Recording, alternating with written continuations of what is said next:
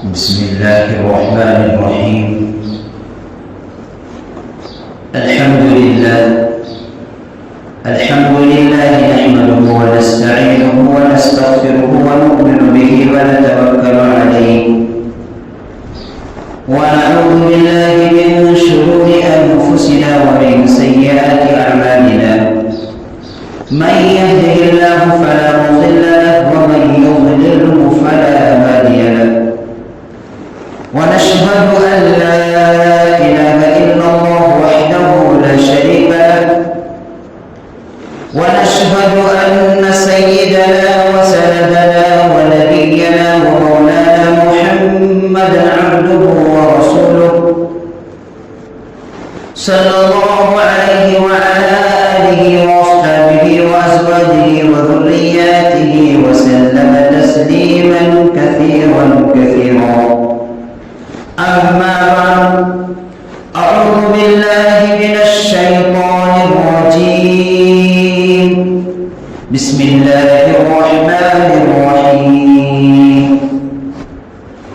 وإذا قيل لهم آمنوا كما آمن الناس قالوا أنؤمن كما آمن السفهاء ألا إنهم هم السفهاء ولكن لا يعلمون.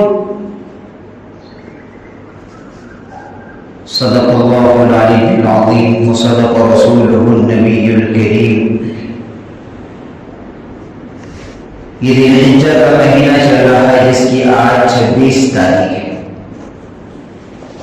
یہ اسلامی مہینوں کے اعتبار سے آخری مہینہ ہے. اس کے بعد محرم کا مہینہ شروع ہوگا جو ہمارا اسلامی نیا سال ہے. گزشتہ جمعے میں سیدنا حضرت عثمان غنی رضی اللہ عنہ کے متعلق کچھ باتیں آپ حضرات سے عرض کی گئی تھی. ایک محرم کو حضرت عمر فاروق رضی اللہ عنہ کی شہادت ہے. اس لیے مناسب ہے کہ حضرت عمر فاروق رضی اللہ عنہ کا تذکرہ ہو.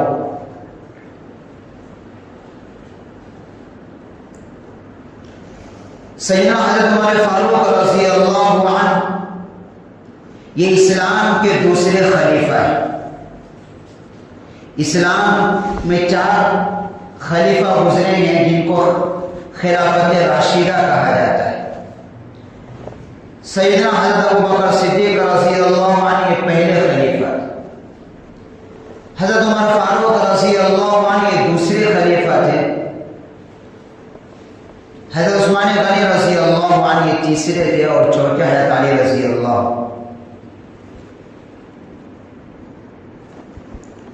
حضرت عمر فاروق رضی اللہ عنہ بھی ان خوش نصیب صحابہ کرام میں ہیں جن کو اللہ کے نبی صلی اللہ علیہ وسلم نے ایک ہی مجلس میں جنت کی خوشخبری سنائی تھی 10 صحابہ کرام کو. اس میں حضرت عمر فاروق رضی اللہ عنہ بھی دوسرے نمبر پر تھے.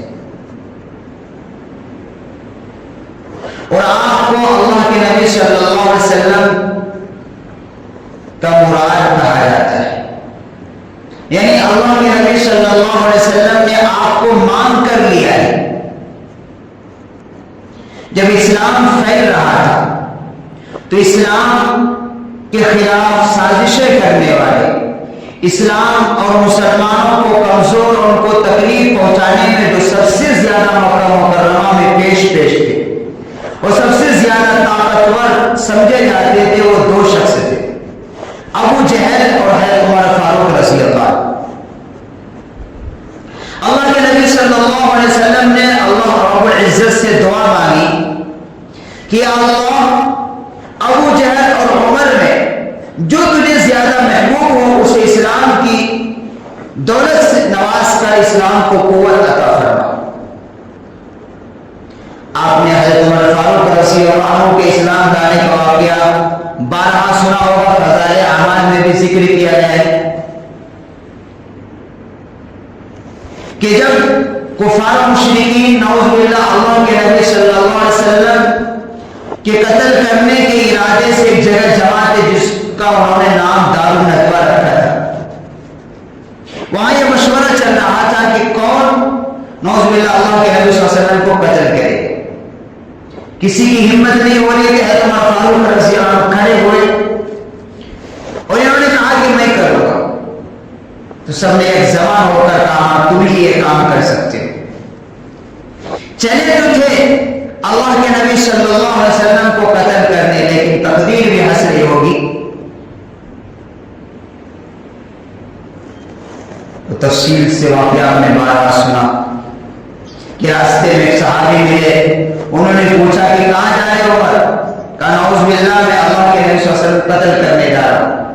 کہا پہلے اپنے گھر کی تو خبر لو، اپنے بہن کی گھر کی خبر لو۔ یہ کہنا تھا کہ اب وفلا ہو گئے، بلکہ پہلے وہاں دونوں پر تلواریں کھینچ گئی تھی، اور عمر فاروق رضی اللہ عنہ نے کہا کہ ایسا لگتا ہے کہ تو بھی بددین ہو گئے، اگر وہ دین حق ہے تو میں بددین ہوں۔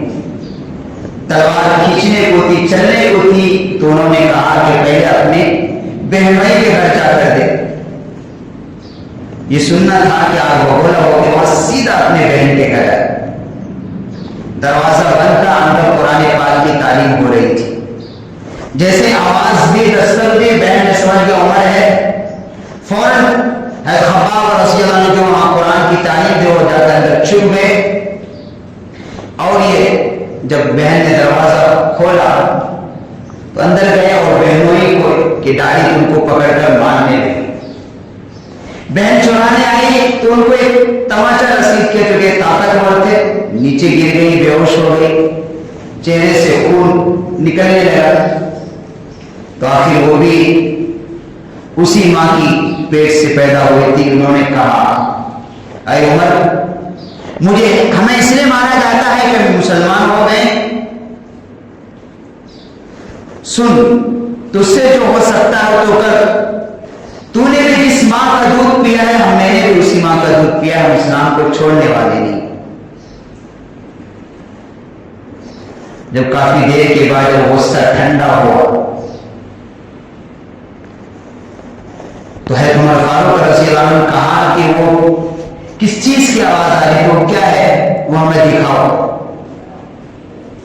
تو چونکہ حضرت عمر فاروق رضی اللہ عنہ مشرک ہونے کی وجہ سے وہ پاکی حاصل نہیں تھی، فرمایا کہ یہ قرآن ہے، یہ اللہ کی کتاب ہے، اس کو ناپاک آدمی ہاتھ نہیں لگا سکتے۔ تم بے وجہ مشرک ہونے کے ناپاک کو پہلے غسل کرو، طہارت حاصل کرو، اس کے بعد اسے ہاتھ لگا۔ حضرت عمر فاروق رضی اللہ عنہ لیکن بہن دینے کو تیار نہیں ہوئی، چنانچہ حضرت عمر فاروق رضی اللہ عنہ نے غسل کیا۔ اتنے میں وہ صحابی جو چھپ گئے تھے باہر آئے اور یہ سورہ طٰہٰ کی تلاوت ہوئی، جب اس آیت پر پہنچی انی انا اللہ، تو کہتے ہیں حالت ہی بدل گئی۔ فرمایا کہ چلو مجھے حضرت اللہ کے نبی صلی اللہ علیہ وسلم کے پاس لے کر چلو۔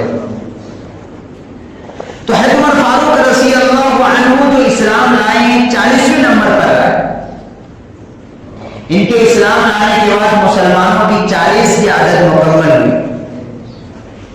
نمبر تو اسلام لانے میں 40ویں ہیں، لیکن اللہ تبارک و تعالیٰ نے ان کی قربانیوں کی بدولت، ان کی جدوجہد کی بدولت وہ مقام عطا فرمایا کہ انبیاء کے بعد اگر کسی کا مرتبہ ہے تو سیدنا ابوبکر صدیق رضی اللہ عنہ ہوتا ہے، ان کے بعد اگر کسی کا مرتبہ اسلام میں تو حضرت عمر فاروق رضی اللہ عنہ ہے۔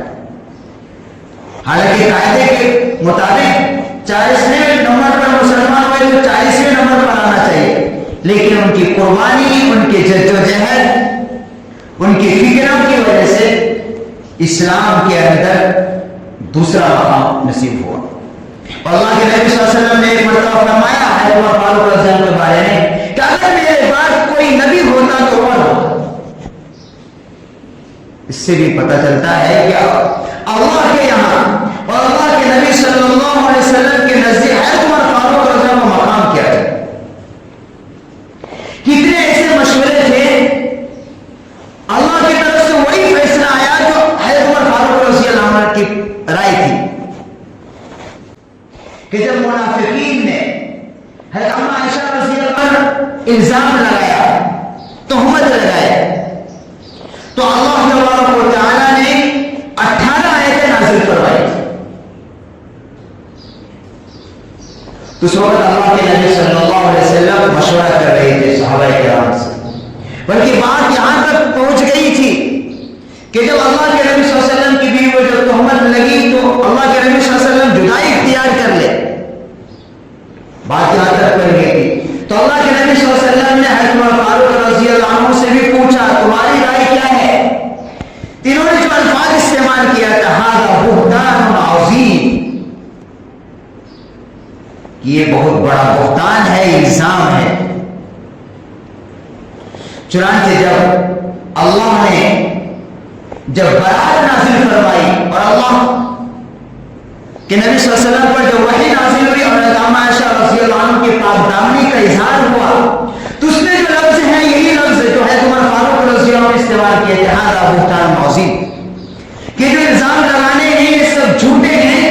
حضرت اما عائشہ رضی اللہ عنہ پاک دامن ہے، ان پر کوئی دبا. اللہ تبارک و تعالیٰ 18 آیتیں نازل فرمائی، ان میں ایک لفظ ہے ھذا بہتان عظیم. اسی طریقے سے سورہ مومنون کے اندر اللہ تبارک و تعالیٰ نے انسان کی تخلیق کا تذکرہ کیا ہے. ثم خلقنا النطفة علقة فخلقنا العلقة مضغة فخلقنا المضغة عظاما فكسونا العظام لحما ثم أنشأناه خلقا آخر فتبارك الله أحسن الخالقين.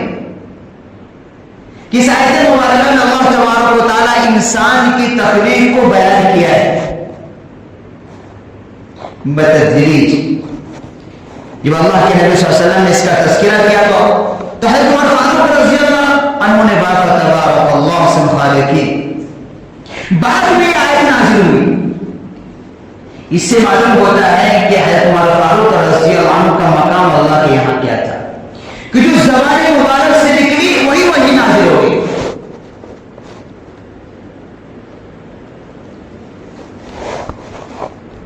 ایسے بہت سے آپ کی بشارتیں اور آپ کے کارنامے اتنے ہیں کہ ان کو اس مختصر وقت میں بیان نہیں کیا جا سکتا. حضرت عمر فاروق رضی اللہ عنہ 22 لاکھ مربع میل کا حکمران تھا اور اتنا دبدبا تھا اس زمانے میں قیصر و کسریٰ سب سے بڑی سپر پاور طاقت سمجھے جاتی ہے. جیسے آج کے دور میں امریکہ کو کہہ سکتے لیکن اب وہ بھی نہیں ہے، ہوا نکل چکی ہے اس کی، لیکن ابھی پھر بھی ہے. وہ ابھی 2-3 دن پہلے اس نے ٹویٹ کیا اور یہ دعویٰ کیا کہ دنیا کی سب سے طاقتور فوج اگر کسی کے پاس ہے تو اس زمانے میں حضرت عمر فاروق رضی اللہ عنہ کے زمانے میں جو سپر پاور تھے وہ قیصر و کسریٰ تھے. لیکن حضرت عمر فاروق رضی اللہ عنہ نے اس کو ایسا لیا ہے کہ اپنے مٹھی میں اس کو قبضہ کر لیا تھا. اور ایک وقت ایسا آیا کہ قیصر و کسریٰ کا تاج آپ کے قدموں میں رکھا گیا اور آپ نے جیسے فٹ بال کو کیسے مارتے بچے ایسے مارا. تو صحابہ نے کہا کہ یہ قیصر و کسریٰ کے تاج ہیں. حضرت عمر فاروق رضی اللہ عنہ نے جواب دیا کہ اس کے کام میں آئے تو ہمارے کیا کام آئے. تو آپ نے قیصر و کسریٰ کے تاج کو اپنے پیر سے مارا تھا. تاریخ نے یہ نوٹ کر لیا.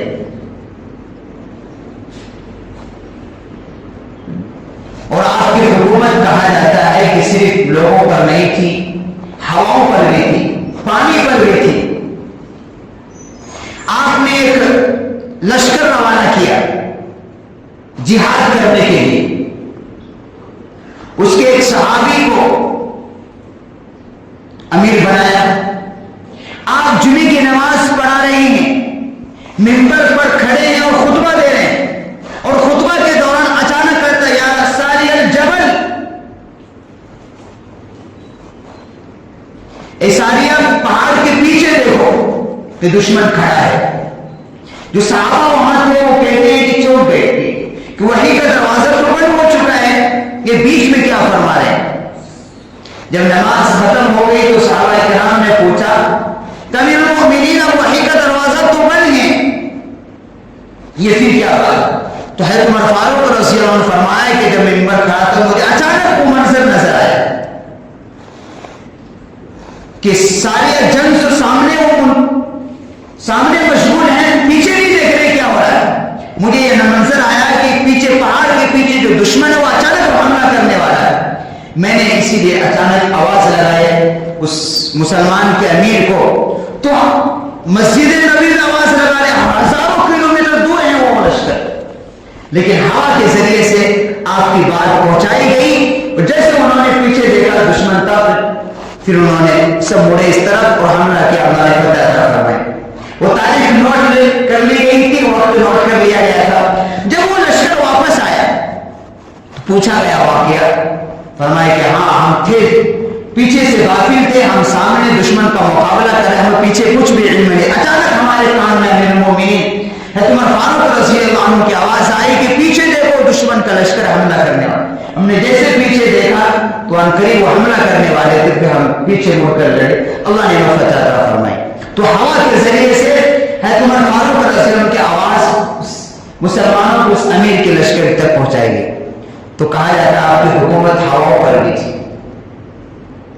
دریائے نیل اس زمانے کے اندر یہ عقیدہ تھا کہ سال میں ایک مرتبہ وہاں کسی جوان خوبصورت لڑکی کی بلی دی جاتی تھی جب وہ دریا چلتا تھا.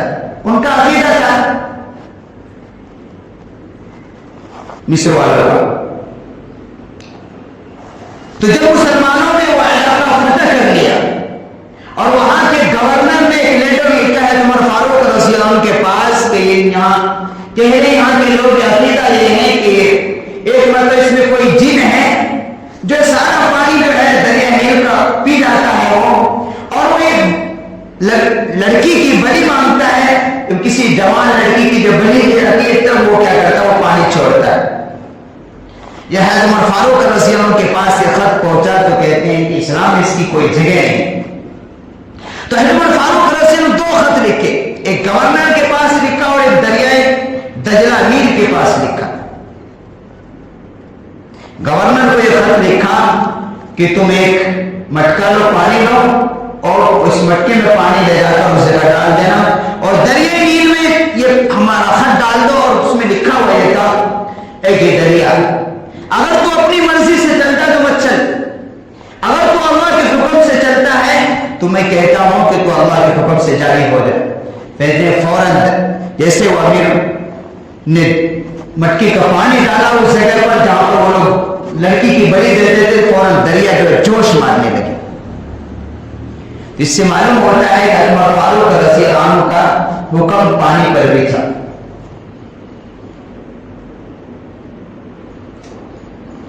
22 لاکھ مربع میل کا حاکم، سادگی اتنی کہ ایک مرتبہ آپ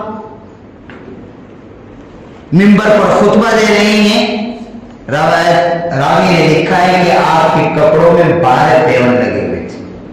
بادشاہ ہے، 22 لاکھ مربع میل کا بادشاہ، سادگی کا یہ عالم، تواضع کا یہ عالم. اور ایک مرتبہ نماز آنے میں لیٹ ہو گئی. مجھے معلوم ہوا کہ آپ کے پاس ایک ہی کپڑا تھا جو آپ نے دھو کر اسے سوکھنے کے لیے دیا تھا، سوکھنے کی میں لیٹ ہو گئی جس کی وجہ سے نماز میں لیٹ پہنچے.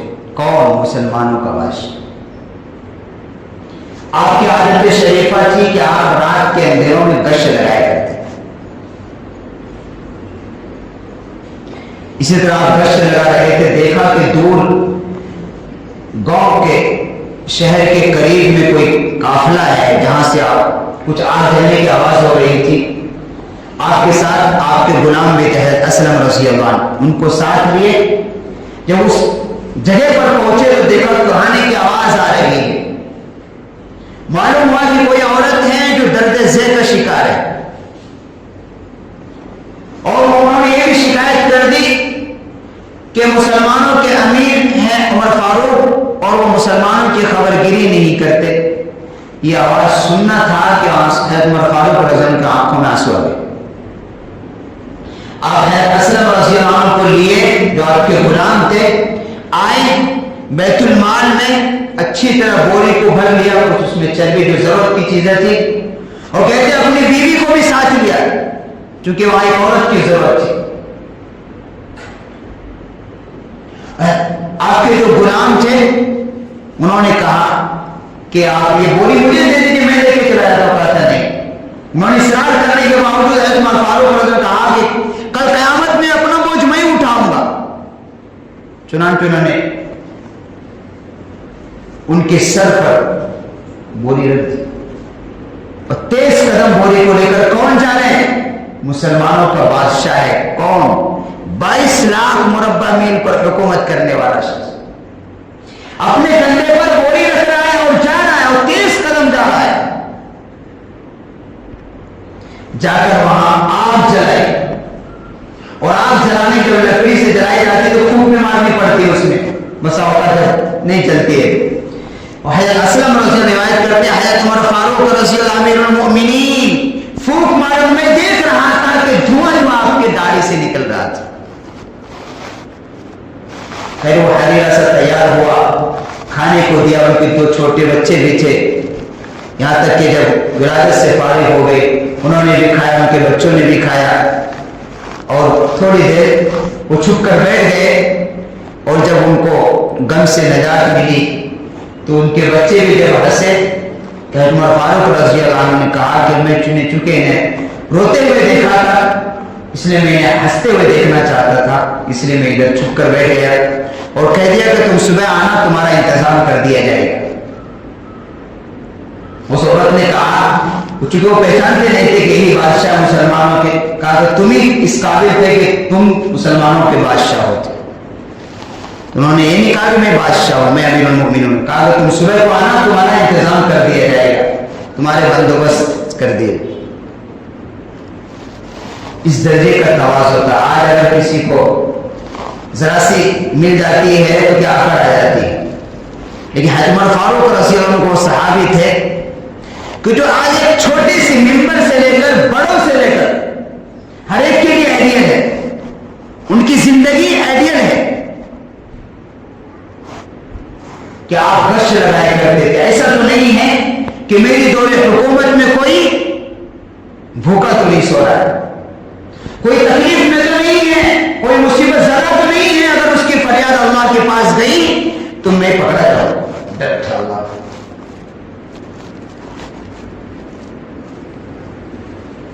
ایک مرتبہ مدینے کے اندر زلزلہ ہے. عمر فاروق رضی اللہ عنہ نے کہا کہ آپ کی حکومت زمین پر تھی، کہا زمین پھیل جا.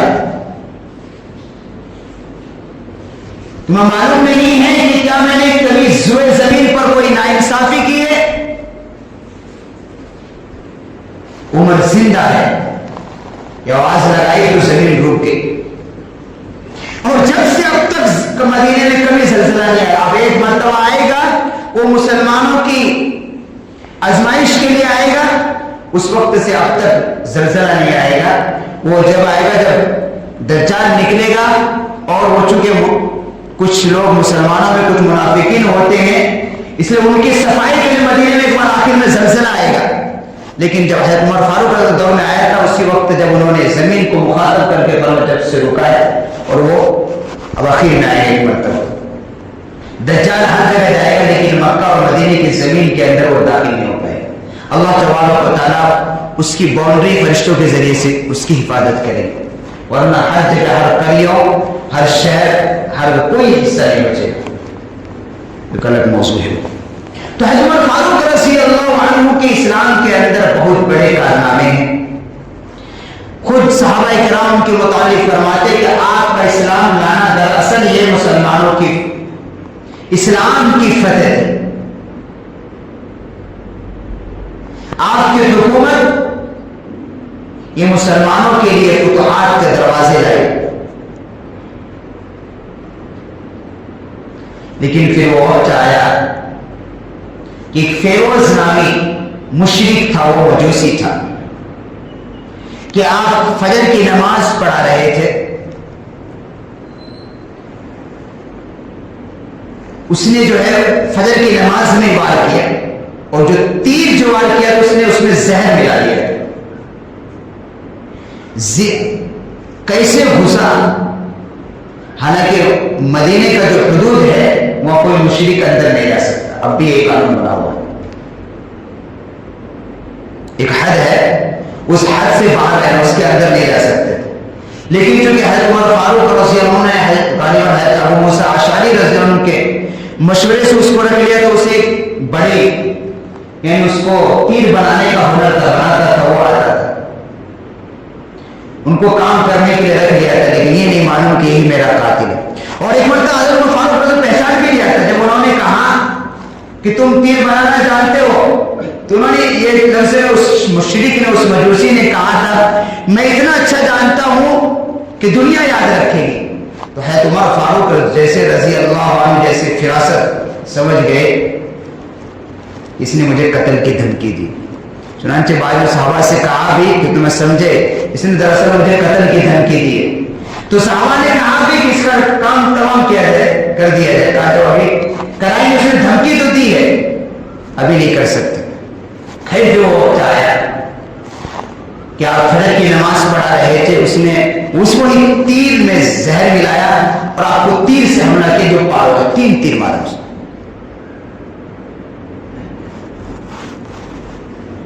اور آخر میں وہ چونکہ صحابی نکلنے نہیں دیا، اسے سب بندی ہوئی تھی، نکلنے دیا، آخر میں اس نے بھی جو ہے ایک تیر اپنے آپ کو لگایا اور وہیں ہلاک ہو گئے۔ اس کا فیروز نامی بتایا جاتا ہے، مشرک تھا۔ لیکن اس زمانے میں بھی وہ تاریخ جو شہادت جو آپ کی ہوئی وہ 1 محرم کو ہوئی تھی۔ آپ کو زخمی تو کیا بیان تھا 27 ذی الحجہ کو، لیکن جس دن آپ کی شہادت ہوئی ہے وہ 1 محرم الحرام کی تاریخ، جو 3-4 دن کے بعد تاریخ آئے گی۔ لیکن اس میں ایک پیغام یہ بھی ہے کہ حضرت عمر فاروق رضی اللہ عنہ اس زمانے میں بھی نماز آپ نے ایک بھی قضا نہیں کی۔